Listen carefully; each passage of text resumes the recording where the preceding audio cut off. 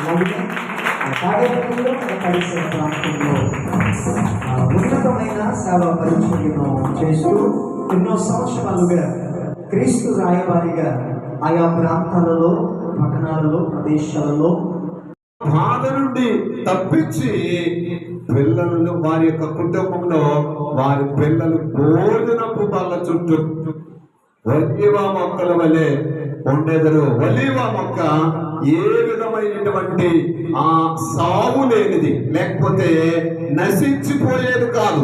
ఎంత తుఫాను వచ్చినా, వరద వచ్చినా, లేక ఎలాంటి గాలి పరిస్థితులకు వచ్చిన ఆ ఒలీవ మొక్క చావు లేకుండా నిర్జీవముగా ఉన్నటువంటిది. అందుకే దేవుని పిల్లలైనటువంటి వారి యొక్క పిల్లలను ఒలీవ మొక్కలతో పోల్చడం మనం చూస్తా ఉన్నాం.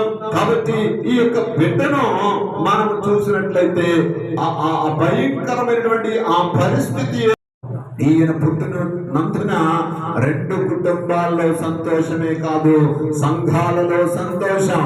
క్రీస్తు ప్రభు ద్వారా, సువార్త ద్వారా అనేక మంది ప్రజలకు సంతోషాన్ని కలిగించే ఒక దీవునికరమైనటువంటి బిడ్డగా ఈ బిడ్డను ఎప్పటి నుంచి పరిశుద్ధాత్మ దేవుడు నింపి ఆయన రాజ్య వ్యాప్తి కొరకు సిద్ధపరిచి వాడుకొనును గాక. ఆమె దేశంలో ప్రత్యేకమైన వందనాలు తెలియజేస్తున్నాను.